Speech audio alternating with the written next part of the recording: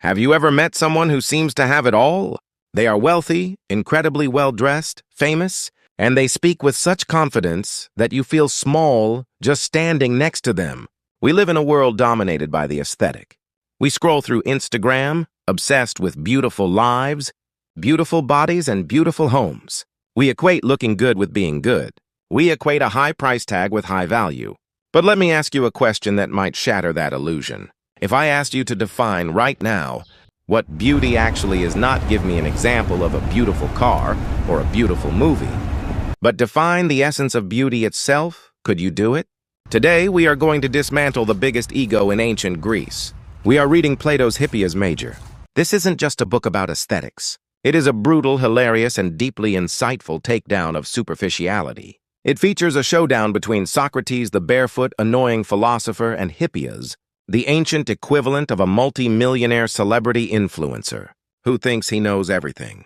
This dialogue is a mirror, held up to our modern obsession with style over substance. It forces us to ask, do we actually know what is valuable, or are we just dazzled by shiny objects? By the end of this video, you will never look at a successful person or even a beautiful object the same way again. The core message of Hippias Major is the critical distinction between the particular and the universal. Hippias is a sophist. In ancient Greece, sophists were paid teachers who taught wealthy young men how to argue, how to speak well, and how to succeed in politics. Hippias is arrogant. He boasts that he has made more money than any other sophist. He dresses in fine clothes that he made himself. He represents the polymath, someone who is good at many things, but master of none. When Socrates asks him, Hippias, what is the beautiful? In Greek, to kalon, which means beautiful, fine, or noble, Hippias laughs. He thinks it's an easy question. He starts listing things: a beautiful girl, gold, being rich and healthy. But Socrates tears him apart. The core philosophy here is that examples are not definitions. Pointing to a Ferrari doesn't explain the concept of aerodynamics. Pointing to a rich person doesn't explain the concept of success. Plato is arguing that most of us go through life, reacting to the surface level of things, the particulars, without ever understanding the underlying universal principle that makes them good. If you don't know the definition of beauty, how can you be sure your life is beautiful? You are flying blind, piloted by your ego. Let's break this down into 3 profound insights that will upgrade your thinking.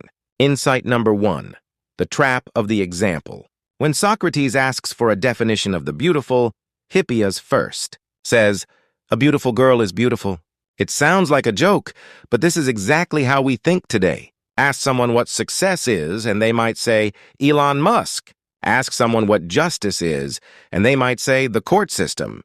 These are examples, not definitions. Socrates points out that a beautiful girl is beautiful compared to a monkey, but ugly compared to a goddess. If your definition depends on comparison, it's not a definition, it's just a relative state.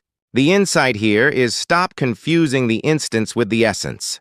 If you build your life chasing examples of happiness that you see on social media, you will fail. Because those are just specific instances, not the universal law of happiness. You need to find the code, not just copy the output.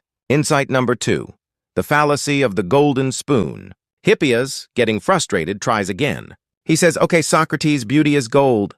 Whatever you add gold to becomes beautiful. This is the materialistic worldview. If I just add more money, more luxury, more status, my life will be beautiful. Socrates counters with a brilliant, humble image. He asks, if we are making a pot of bean soup, which spoon is better, more beautiful? A golden spoon or a wooden spoon? Hippias is forced to admit that for soup, the wooden spoon is better because it doesn't crack the pot, and it makes the soup taste better. This leads to a massive realization. Beauty is fitness or appropriateness, prepon. A golden spoon is useless and ugly in the wrong context. This destroys our modern obsession with luxury. A $5,000 suit is ugly if you wear it to a gym. A high-paying job is ugly if it destroys your mental health. Beauty isn't about the price tag, it's about the fit. If it doesn't fit the purpose of your soul, it isn't beautiful. Insight number 3, the beneficial and the difficulty of goodness. As the dialogue goes deeper, they try to define beauty as the useful or the beneficial. It seems logical. We love things that work. But they run into a wall. If beauty causes goodness, then beauty is like the Father. and goodness is the sun, they are separate. But we know that beauty is good. The logic collapses. The dialogue ends in aporia, a state of confusion. They fail to define beauty. Hippias gets angry and leaves, saying this is all a waste of time. But Socrates stays. And here is the deepest insight: intellectual arrogance is the death of wisdom. Hippias thinks he knows, so he learns nothing. Socrates knows he doesn't know, so he is constantly searching. The insight is that the struggle to understand is more valuable than the false confidence of knowing. Beautiful things are difficult. That is the final line. Meaning, anything worth having true character, true beauty, true wisdom is hard to define and hard to achieve. If it feels easy, it's probably fake. So, how do we apply this abstract philosophy to our reality tomorrow? First, apply the wooden spoon test. Look at your goals. Are you chasing the golden spoon, the flashy job, the expensive car, the trophy partner because society says it's beautiful? Ask yourself, does this fit the soup of my life? Maybe for your specific situation, the simple, humble wooden spoon option, a quiet job.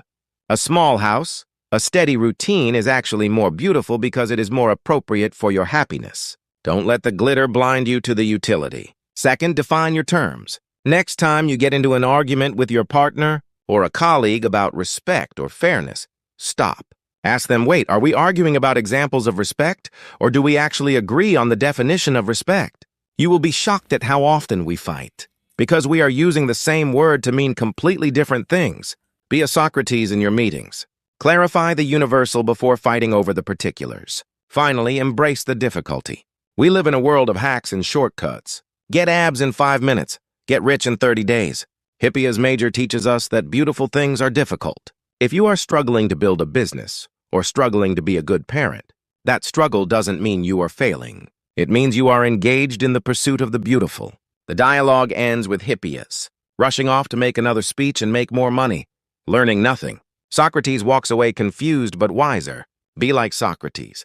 Don't be satisfied with the shiny surface. Dig for the essence, because in that difficult digging, you find the only beauty that lasts.